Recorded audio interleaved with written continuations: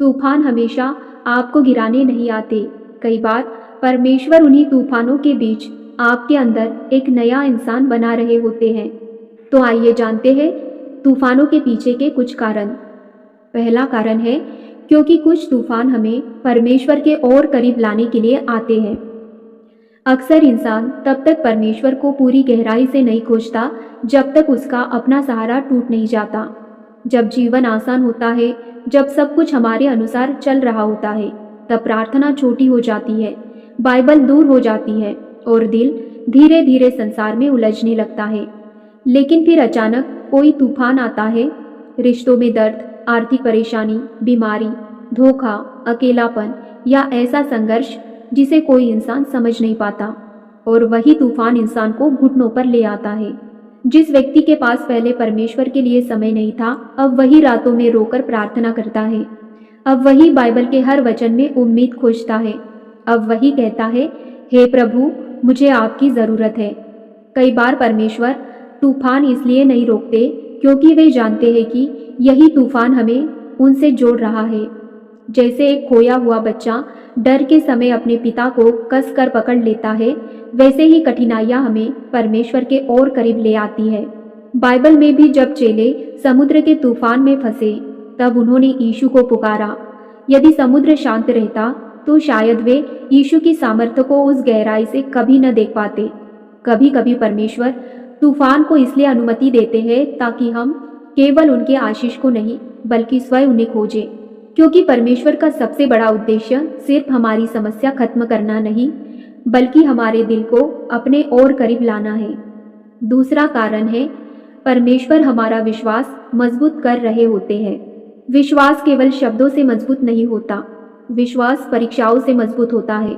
जब सब कुछ अच्छा चल रहा होता है, तब मुझे परमेश्वर पर भरोसा है कहना आसान होता है, लेकिन असली विश्वास तब दिखाई देता है जब चारों तरफ अंधेरा हो, फिर भी इंसान कहे, प्रभु, मैं अब भी आप पर भरोसा करता हूँ।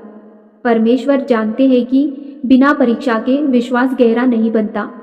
जैसे सोने को आग में तपाकर शुद्ध किया जाता है, वैसे ही विश्वास भी संघर्षों में मजबूत होता है। कई बार हम चाहते हैं कि परमेश्वर तुरंत तूफान को रोक दे, लेकिन परमेश्वर पहले हमारे अंदर डर को हराना चाहते हैं, क्योंकि यदि हर समस्या तुरंत खत्म हो जाए तो शायद हम कभी धैर्य, सहनशीलता और भरोसा सीख ही नहीं पाएंगे। तूफान हमें सिखाता है कि जब इंसान साथ छोड़ दे, जब रास्ते बंद हो जाए, जब कोई उत्तर न मिले, तब भी परमेश्वर काम कर रहे होते हैं। बाइबल में पतरस तब तक पानी पर चल पाया जब तक उसकी आंखें यीशु पर थी, लेकिन जैसे ही उसने तूफान को देखना शुरू किया, उसका विश्वास डगमगाने लगा। इसी तरह जीवन के तूफान हमें यह सिखाते हैं कि हम अपनी परिस्थितियों को नहीं, परमेश्वर को देखें।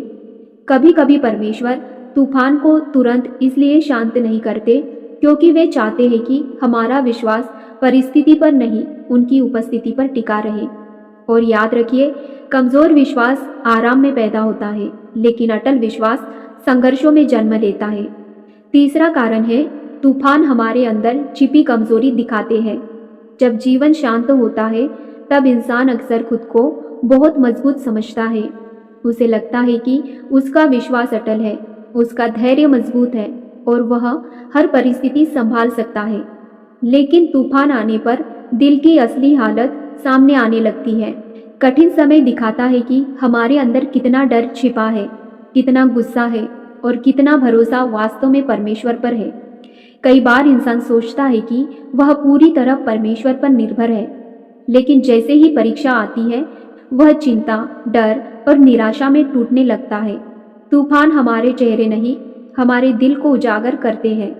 जैसे गंदा पानी हिलाने पर नीचे जमी हुई सारी मिट्टी ऊपर आ जाती है, वैसे ही कठिनाइयाँ हमारे अंदर छिपी हुई कमजोरियों को बाहर ले आती है। और परमेश्वर यह सब हमें शर्मिंदा करने के लिए नहीं दिखाते, बल्कि हमें बदलने के लिए दिखाते हैं, क्योंकि जब तक इंसान अपनी कमजोरी को पहचानता नहीं, तब तक वह सच्चे बदलाव की तलाश भी नहीं करता। कई बार परमेश्वर तूफान के द्वारा हमारे अंदर की टूटन, गलत सोच, झूठा घमंड और आत्मिक कमजोरी को सामने लाते हैं, ताकि वे हमें नया बना सके।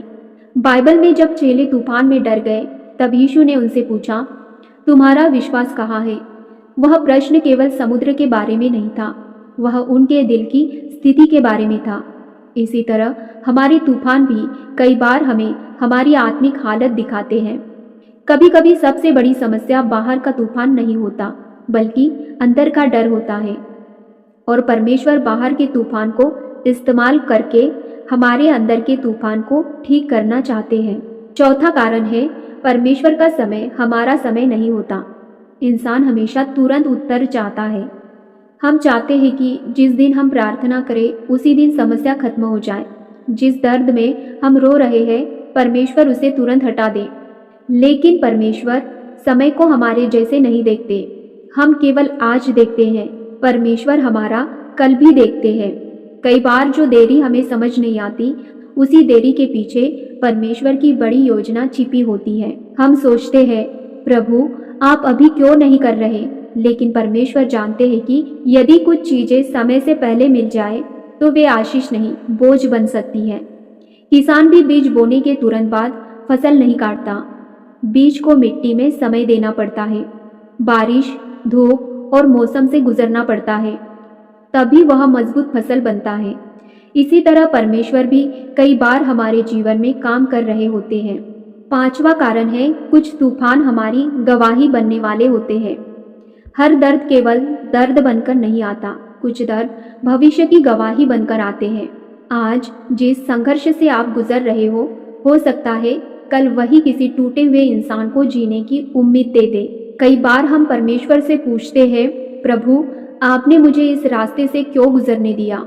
लेकिन बाद में समझ आता है कि परमेश्वर उस दर्द को व्यर्थ नहीं जाने दे रहे थे।